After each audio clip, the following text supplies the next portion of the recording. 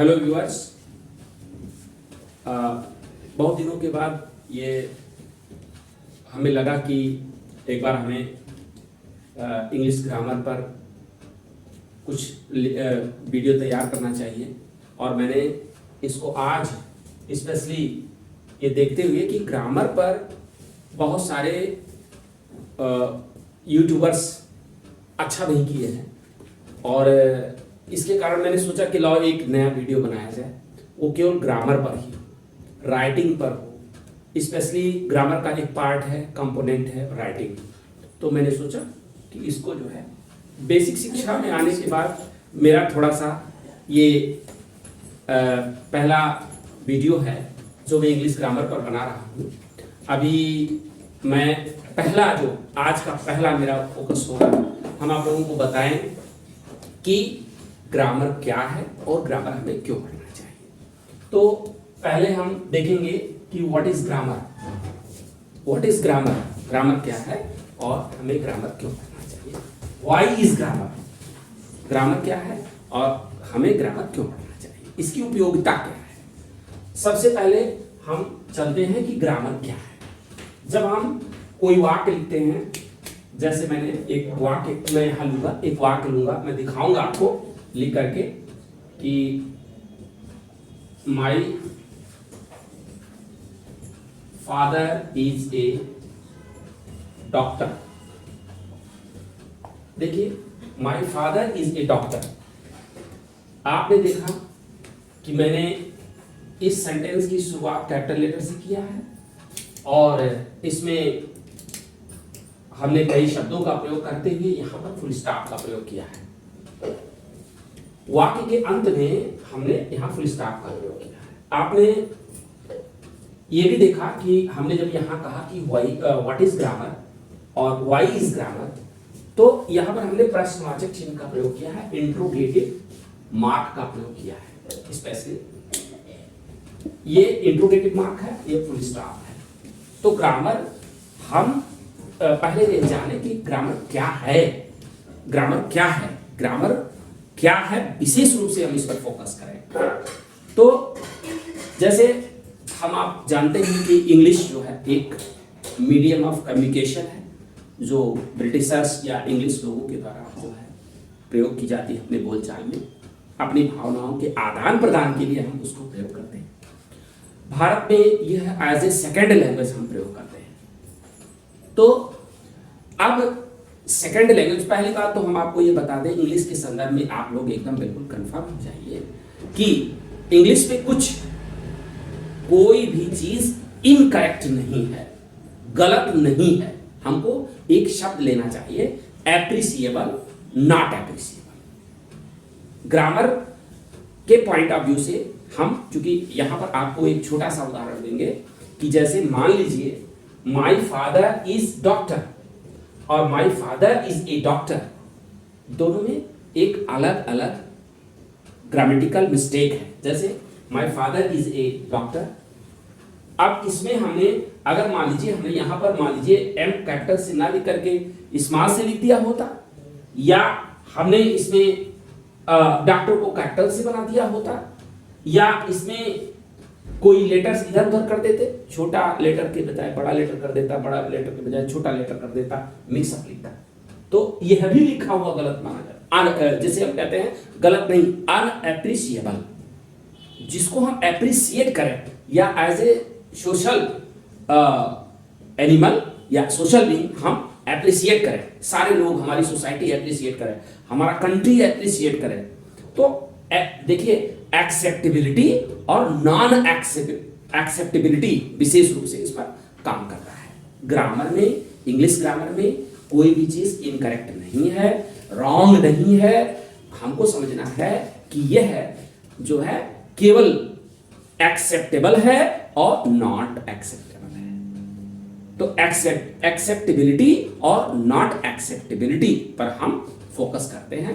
यही ग्रामर हमें, जब हमें कोई भी सेंटेंस सामाजिक रूप से ऐसा हमने बोला या लिखा जो हमारा जो समाज है, जिस लिंग्विस्टिक एरेना में हम आते हैं, जिस समाज में हम रहते हैं, वह समाज स्वीकार कर लेता है तब हम कहते हैं ये ग्रामेटिकली करेक्ट है। एक सेंटेंस हम बोल देते हैं या वर्ड बोल देते हैं, काम चलाने के लिए कह देते हैं, लेकिन वास्तविकता जानिए कि यहाँ एक्सेप्टेबल कहिए तो और अच्छा है। यह जब हम लोग सीफेल की इंग्लिश का जो एडवांस इंग्लिश ग्रामर पढ़ेंगे तो उसमें स्पष्ट रूप से, जब हमने एमफिल का कोर्स जब किया तो उसमें मैंने देखा एडवांस इंग्लिश ग्रामर हमको दिया गया पढ़ने के लिए, उसका स्टडी मटेरियल मेरे पास है। उसमें कहा गया कि कोई भी इंग्लिश का सेंटेंस गलत नहीं होता, रॉन्ग नहीं होता, इनकरेक्ट नहीं होता। हम करेक्ट और इनकरेक्ट नहीं कहेंगे, हम एक्सेप्टेबल और नॉन एक्सेप्टेबल या नॉट एक्सेप्टेबल कहेंगे। तो यहाँ पर जैसे ये सेंटेंस हमने लिखा, यह सेंटेंस कैसे एक्सेप्टेबल हो, इसी को हमारा ये जो ग्रामर है ये निर्धारित करता है। अर्थात एक वाक्य को कैसे हम एक्सेप्टेबल बना ले जाएं, जिसको हम आप कह सकते हैं, हो सकता है एक बात हम सहज भाव में कह सकते हैं कि भाई correct sentences, correction of sentences लोग बोलते हैं। तो यहाँ पर अगर हम ये देखें कि ग्रामर क्या है, तो ग्रामर एक ऐसी विधा है, विद्या है, रास्ता है, तरीका है, या जो हम कह सकते हैं कि वे है, मीन्स है, रूल है। तो ये तरीका है, ग्रामर में जो तरीका है ये बताएगा कि ये कैसे एक्सेप्टेबल हो जाए, यही है ग्रामर। ग्रामर यही है। अब जैसे क्या है ग्रामर? ग्रामर वह रूल है, वह नियम है जो हमें बताता है कि ये वाक्य कैसे करेक्ट हो जाए, या ये पहले कि एक्सेप्टेबल हो जाए। तो ग्रामर क्या है और व्हाई इज ग्रामर? अब ग्रामर हम क्यों सीखे?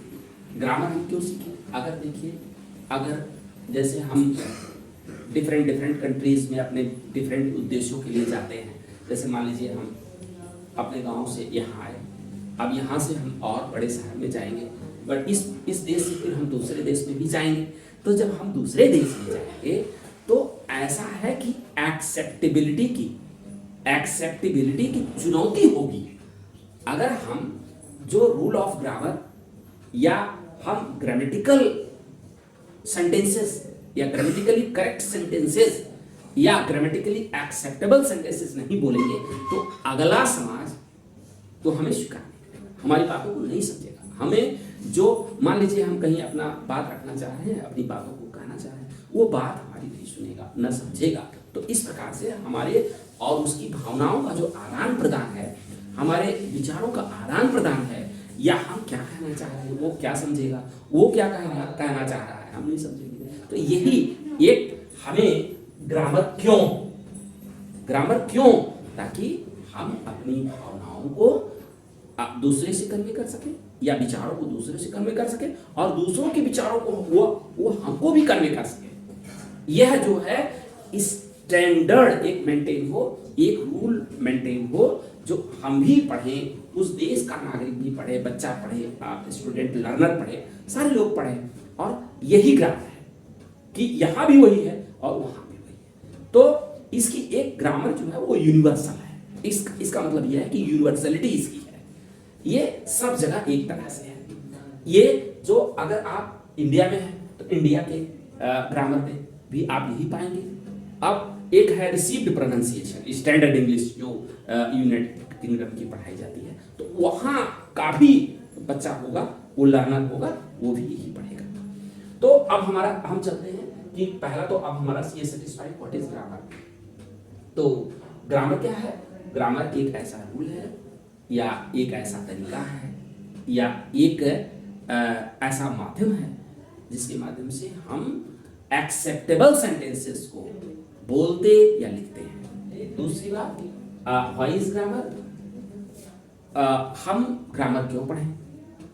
इसीलिए पढ़ें कि ताकि जो हम ग्रामर इसलिए पढ़ें क्योंकि ताकि हम जहाँ कहीं भी जाएं, जहाँ कहीं भी लोगों से मिले, इंटरेक्ट हों, या हम अपने व्यवसाय के लिए जाएं, हम अपने प्रोफेशन के लिए जाएं, हम अपने लाइवलीहुड के लिए, जीविका के लिए जाएं, तो हम कम से कम ये एक्सेप्टेबिलिटी हो, और वहाँ पर जाकर के हम उन लोगों में मिक्सअप हो सकें, और हम अपनी जीविका कमा सकें, वहाँ के लोग यहाँ आकर के मिक्सअप हो सकें और जीविका कमा सकें, या अपने लाइफ को अच्छा कर सकें। ये हम देखते हैं कि लैंग्वेज के पॉइंट ऑफ व्यू से ये ग्रामर।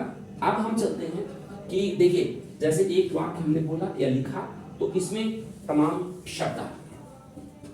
अब जैसे अब हम चलेंगे इस पर थोड़ा सा, ये इस पर जैसे अब हमारा ग्रामर का अगला जो पॉइंट है हम क्लियर करना चाहेंगे, आगे बढ़ेंगे थोड़ा सा इसमें स्टार्ट करके।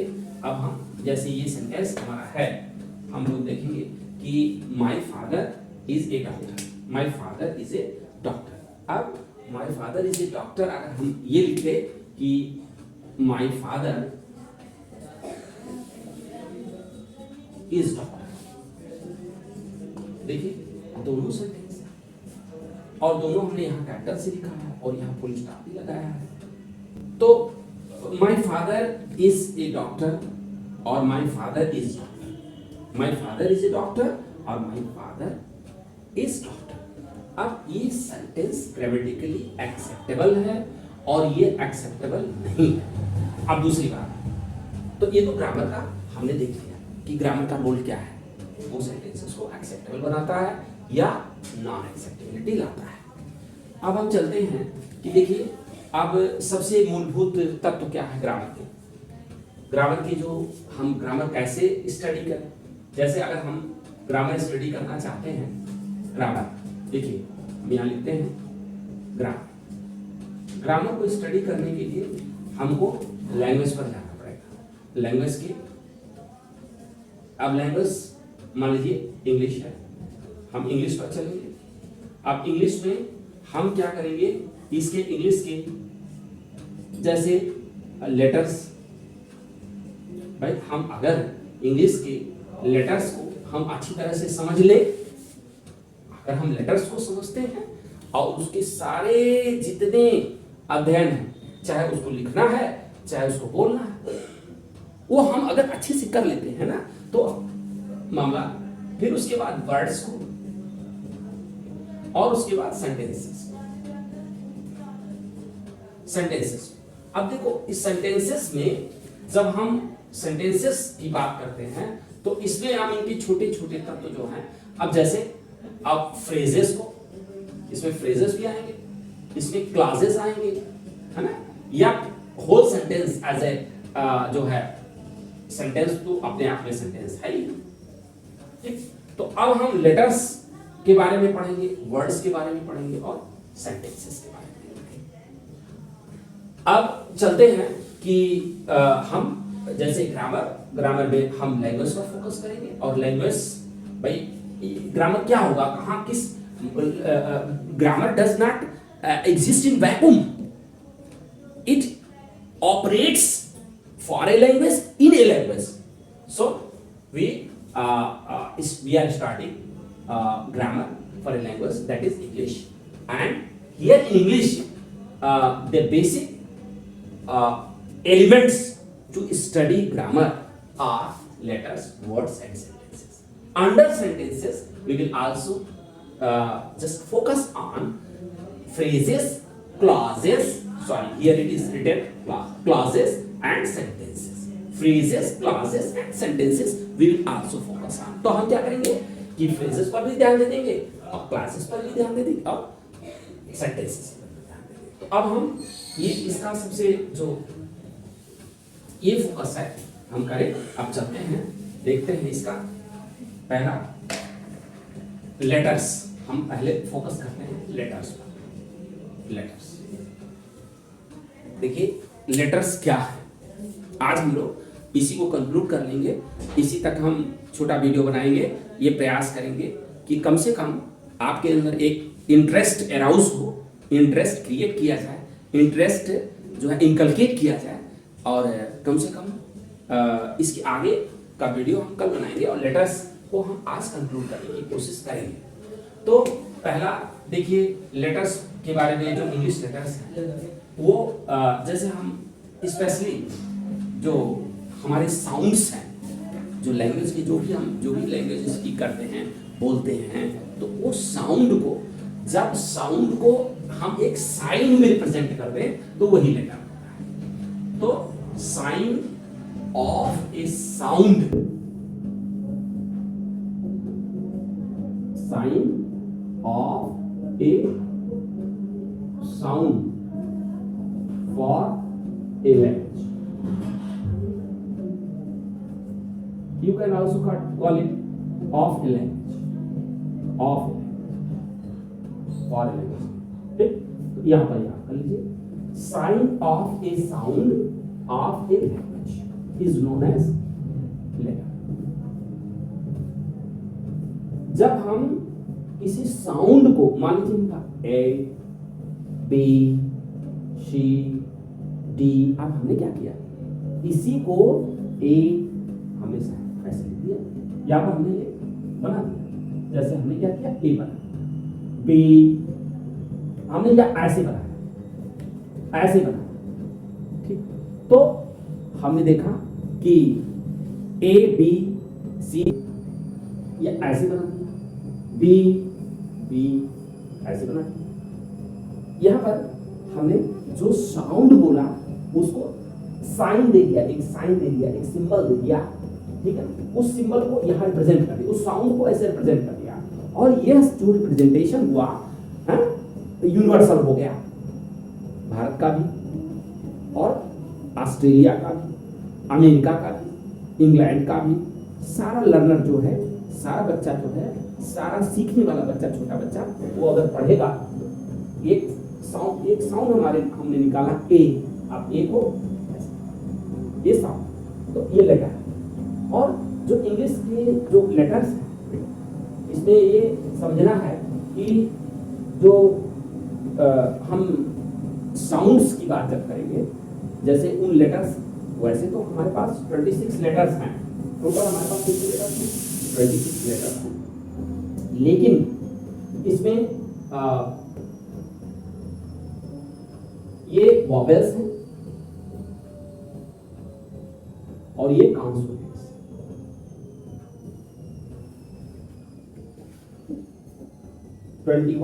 कॉन्सोनेंट 5 और 26 लेटर्स, पूरे टोटल 26 लेटर्स हैं, 21 कॉन्सोनेंट्स, 5 वॉवेल्स। लेकिन एक बात है, अब जब हम इसका ब्रॉड स्टडी करेंगे, ये 26 लेटर्स और भी बहुत सारे साउंड प्रोड्यूस करते हैं, अर्थात ये टोटल 44 साउंड्स प्रोड्यूस करते हैं, ये 26 लेटर्स 44 साउंड्स प्रोड्यूस करते हैं। तो अब हम चलते हैं, देखते हैं कि लेटर्स आपने देख लिया कि sign of a sound of a language, ध्यान दीजिएगा, साइन ऑफ या सिंबल भी कह सकते हैं आप, प्रतीक भी कह सकते हैं, एक सिंबल हमने लिख दिया या साइन बना दिया, तो इट इज कॉल्ड लेटर। अब there are 26 letters in English alphabet. अब अल्फाबेट क्या है, देखिए हम लोग छोटी छोटी बातों पर फोकस कर लें कि अल्फाबेट क्या है। अल्फाबेट जो है वो एक प्रकार से, जैसे आप ये मान लें माला है, जैसे इंग्लिश का जो है अल्फाबेट जो है वो ये इंग्लिश का जो ग्रुप है, एक माला है, गुद करके रख दिया गया, 26 ही रहेंगे इसमें। जैसे हमारे यहाँ माला जपने की प्रक्रिया है, तो उसमें क्या करते हैं कि 108 ही रखते हैं, वैसे 26 लेटर्स हैं। अब उनको हम डिफरेंट वे में अरेंज करते हैं, ठीक है। अब चलते हैं कि ये जान लेते हैं कि कैसे इनको अरेंज करना। अब हम आते हैं वर्ड्स पर।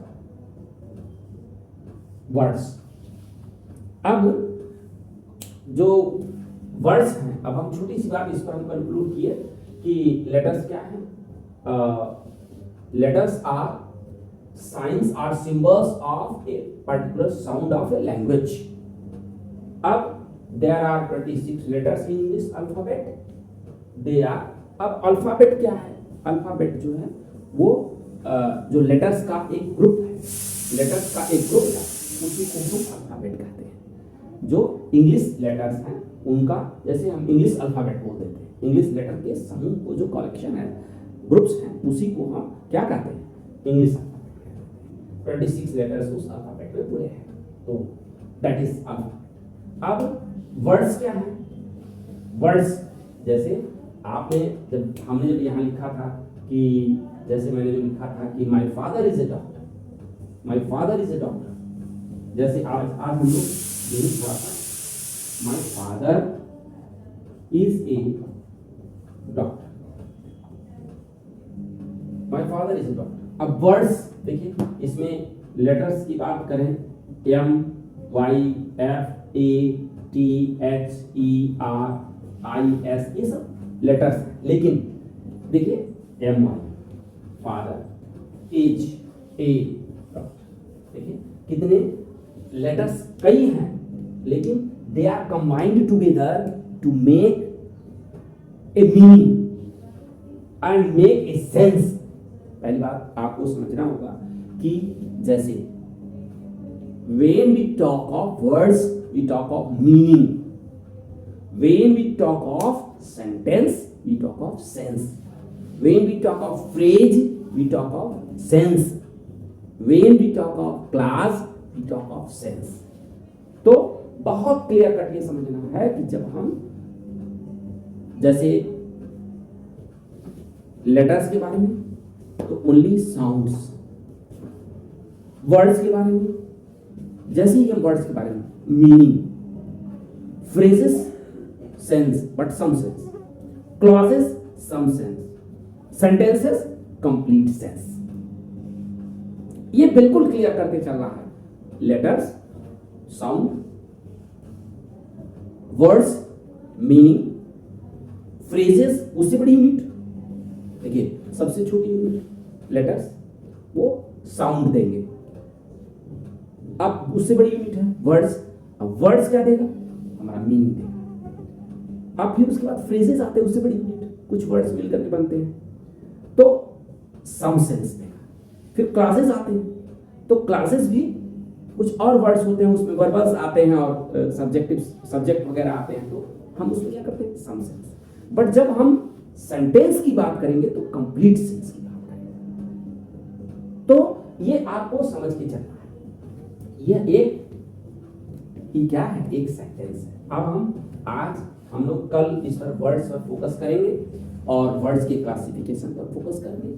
वर्ड क्लासिफिकेशन को ही पार्ट्स ऑफ स्पीच करते हैं, उस पर फोकस करेंगे। अब आज का हमारा यही वीडियो समाप्त होता है। Thank you.